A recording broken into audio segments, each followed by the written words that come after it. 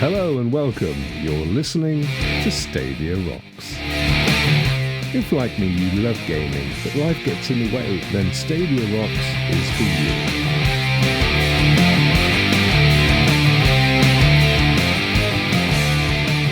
Hi, I'm Rokk, and I'd just like to start by thanking you for the amazing positive feedback after our first official show.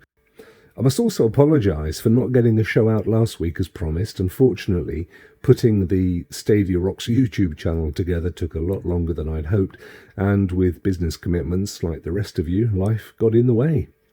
That said, it was a fantastic week for me and a fantastic week for Stadia News, and I hope it was a fantastic week for you. So we have a lot to cover in our Stadia News section later. In this week's show, I'm going to shuffle things around a little. I'll be reviewing Tom Clancy's Ghost Recon Breakpoint in our unique Rokk Review for casual gamers, and discussing my thoughts around how much of a threat an Amazon cloud gaming service would be to Stadia. But let's start at the top of the show with Stadia News. The latest news from Stadia. And we begin with the announcement from Stadia of 5 new exclusive games coming to the platform very soon. Appealing to a variety of different tastes, Lost Words Beyond the Page, Panzer Dragoon Remake, Serious Sam Collection, Stacks on Stacks on Stacks, and Spitlings, which launches on the 25th of February, are a welcome addition to the growing games library. Stadia was also rolled out to a further 19 Android devices last week, including 15 from Samsung, 2 from Razer, and 2 from Asus. Slated for February the 20th, Stadia actually rolled the update out a day earlier, much to the delight of the community. News on rollout to more devices, including Apple, iPhone, iPad, and others, are expected later this year. In a shock move for recently launched cloud gaming platform GeForce Now that we covered in the last episode, both Activision and Bethesda have pulled all of their gaming titles, claiming contractual issues. Rumours are rife that, in Activision's case at least, this has something to do with a recent announcement of a commercial alliance with Google that sees the publishing giant using their massive networking infrastructure and exclusive use of YouTube. As also reported in the last Stadia news, Stadia's Super Saturday was hailed a success, with all of those taking part reporting increased viewer numbers. Stadia provided prizes to give away, as well as free access to Monster Energy Supercross 3 for content creators to stream. After the 19th of February, Subs Day, it's now clear that Base, the free version of Stadia, is the default for anybody who lets their Pro subscription lapse. However, founders do get to keep their original Stadia name, and any saves in Pro games that have been played up until that point are archived, ready to be reinstated the next time they renew their subscription. A point of contention for people not renewing their subscription has been discovering that Destiny 2, originally part of Stadia's launch package, does not revert to the free-to-play New Light version as anticipated. Although nobody believed the full version would continue, there has been confusion within the community as the free-to-play version of Destiny is available on all other platforms. Pro games for March were a bumper triple pack featuring Codemasters' part arcade, part racing sim Grid, with the unique 40-player experience only on Stadia. Also available to claim for Pro subscribers are SteamWorld Dig 2 and SteamWorld Quest Hand of Gilgamesh, 2 out of 4 SteamWorld titles that are actually launching on Stadia this month. Following the release of a new update to the Stadia app on Android, 9to5 Google reported after a deep dive into the app's APK several features that are set for imminent release. Among these are family sharing, which appears will allow any Pro subscriber to allow a family member to play games within their account, although not at the same time, live streaming to YouTube, and what appears to be the fundamentals in place to roll out the free base account, including 1 month's free Pro subscription. And finally, Stadia have announced 4 new titles under the SteamWorld franchise, coming soon, with the 2 most expensive of the 4 titles to be made available for free to Pro subscribers. Builders, action-adventure platformers, turn-based, strategy and deck-building games, SteamWorld Dig 2, SteamWorld Heist and SteamWorld Quest, Hand of Gilgamesh, will be launching soon, with Dig 2 and Heist being available to Pro subscribers on launch. What's up, Rokk? Now it's time for a new regular feature, What's Up, Rokk? A chance for me to investigate a Stadia-related topic, but in a little more detail and with a healthy dose of opinion and some speculation. In today's show, is Amazon the biggest threat to Stadia? Now, arguably Stadia was the first fully formed cloud gaming platform, certainly the first one to achieve the mythical zero lag and pro-level graphics. But they are by no means alone in the field, and although fringe players like Nvidia may not have the size to ultimately dominate, there are plenty of others who could. The key factor that places a competitor in a prime position is having an extensive network infrastructure and a globally positioned army of server clusters. Currently in the right place at the right time are the following: Google, IBM with IBM Cloud, Microsoft with Microsoft Azure, and Amazon with Amazon Web Services. There are other players like Nintendo, Sony, even Activision Blizzard, who are rumoured to be exploring all avenues, but these are not cloud giants in the way the others are. IBM has given no indication of entering the cloud gaming market at all, although they could lease their structure if they felt there was a big enough incentive. That leaves Microsoft and Amazon. We already know what Microsoft's intentions are, as they have been readying their xCloud solution for some time now. With a new console planned for launch at the end of 2020, Microsoft are keen to stress that xCloud is not a replacement for hardware, and that it's aimed at gamers who don't have a console. Microsoft therefore imply that they're not particularly concerned about being the primo cloud gaming platform, and in fact, apart from mobile or PC, users won't be able to play on a television.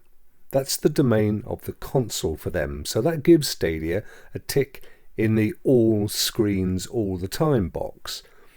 While mentioning Sony, they have been offering a downloadable service of sorts, PS Now, since 2015, but the quality has been experimental at best, and despite moving to a streaming offer last year, take-up has been lackluster. This then leaves Amazon. Amazon has been very tight-lipped about what its intentions are, or even to signify they have any, but there are clues around if you care to look for them. For example, on Amazon's job listings pages in the past have been several posts for cloud gaming engineers and developers. One even said that it was for a yet-to-be-announced game business. They have also dabbled with developing games for cloud in the past themselves too, with demos posted on YouTube.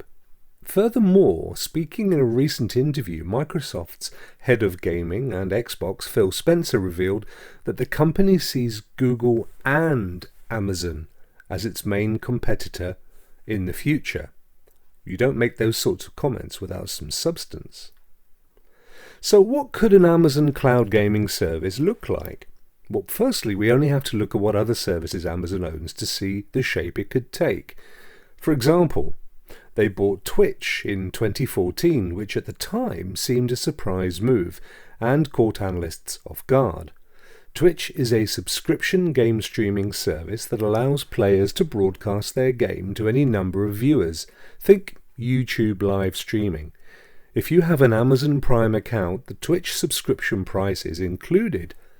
On top of this, Prime comes with a free-to-watch video service, free-to-read book service, and expedited deliveries on parcels purchased through the company, as well as many other benefits. The business model is simple enough. give a level of stuff away for free with an option to buy higher value stuff alongside it. A few years ago, Amazon began moving into the hardware space to expand the business model.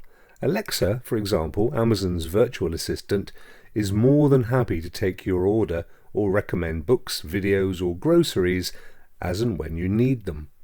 Other devices, including Amazon Fire Stick, which plugs directly into your TV and allows instant viewing of the Prime Video catalog, as well as a number of other streamed services such as Netflix. The more recent Fire Sticks have an amazing codec with the highest quality streamed video that I've seen on any device. Amazon know how to handle 4K, and that could be very important. Imagine being able to turn your TV on, select your Fire Stick, go on to the Amazon Prime Gaming Services app, select a game from a library of hundreds or from your own purchased titles, picking up your Bluetooth controller and jumping straight in. Or how about visiting Twitch on your laptop, seeing your favourite streamer playing Call of Duty, tapping the Amazon Prime Gaming button and playing the action for yourself? Sound familiar?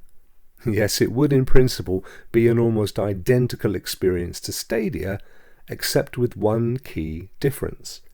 Amazon would almost certainly build their gaming service into Prime for no extra charge, as that is what they have always done with their added services.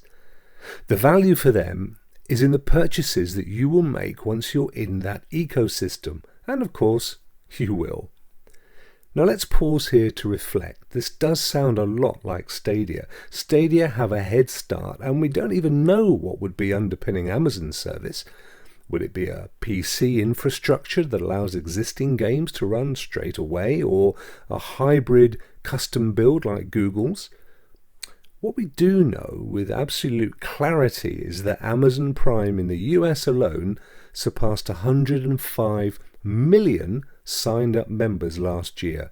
That's almost 104.5 million more than Stadia right now, and across all other territories where Prime exists, there are at least a similar number. 200 million Prime members primed to go. Now, of course, we have no way of telling how many of these would show any interest in a cloud gaming service, but to put it into perspective, there are somewhere around 50 million fully paid up Xbox Gold Live members, which would be the prerequisite for xCloud. A quarter of the entire potential membership in the US alone for an Amazon Prime gaming service. This makes Amazon a sleeping giant. Now, if Amazon were to launch in the next month or so, how could Stadia stay the top dog? Well, it's difficult to see a model that works whilst insisting on the $10 a month sub, £30 a year more than Prime, for example. So in the first instance, I would expect them to completely drop the subscription model and make Stadia free to play at the highest quality settings. As games have to be purchased with Stadia and the infrastructure costs are already taken care of via its other profitable services, Stadia will still wash its face from retail sales and micropayment schemes. They're also currently developing their own unique AAA titles, with studios opening up across the world and existing studios being purchased to speed up the output. As long as in the meantime, enough publishers are content to port their titles across, of course. Now, this is no small task, although as Google becomes more proficient, so does its suite of tools for doing this, and software engines used by game developers to build their titles, such as Unity and Unreal, have been updated with the necessary frameworks to make this a much easier process. The trick here, therefore, is how quickly Google can build a volume user base, because without that, publishers have little incentive to port their games. With it, Stadia is another market worth investing in. Whatever happens, 2020 is definitely the year of cloud gaming, and the race has only just begun.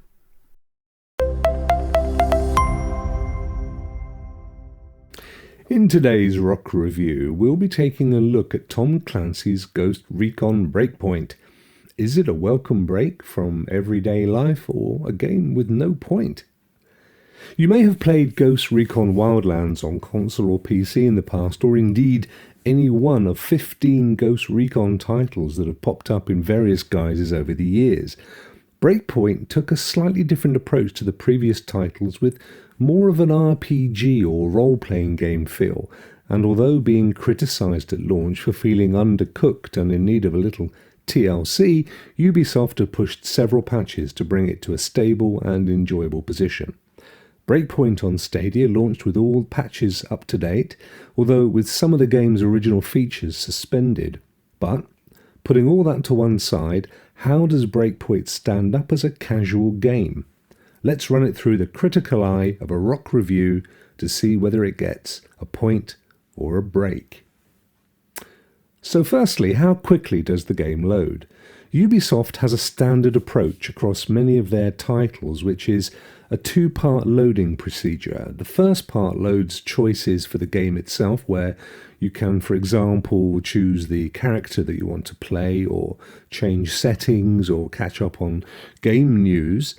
The second part then loads the game from where you left off or for the first time.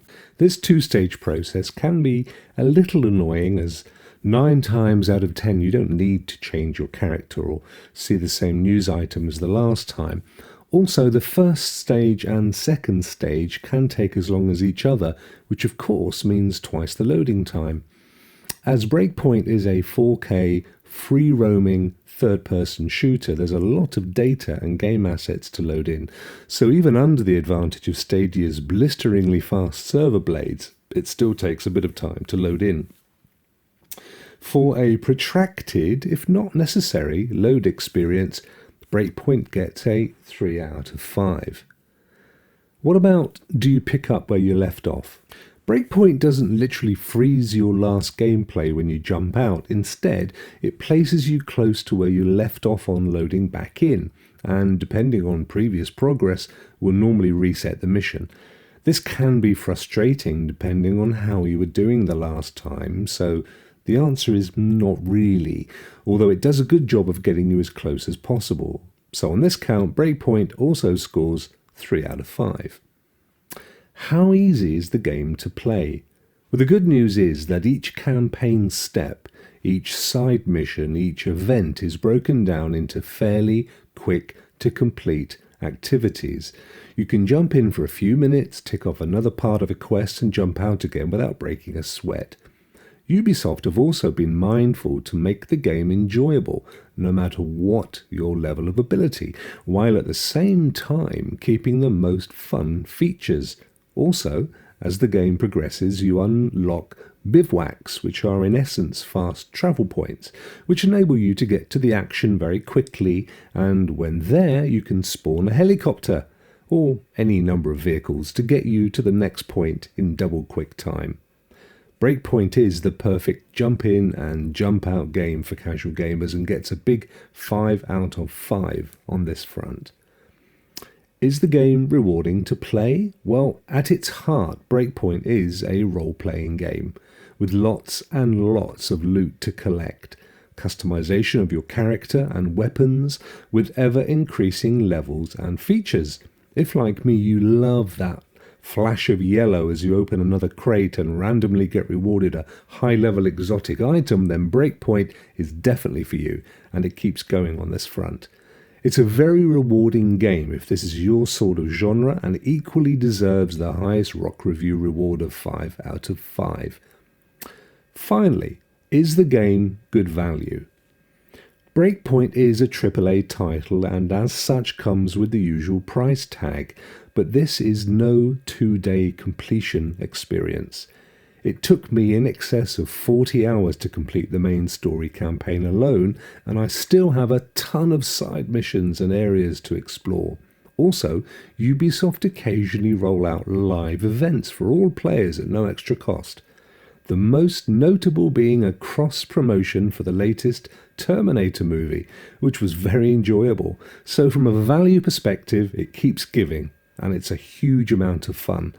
For anybody who likes this genre, Breakpoint provides a huge amount for the price of admission, and gets another 5 out of 5 for value. So this week's Rokk Review title, Ghost Recon Breakpoint, gets an impressive 4 out of 5.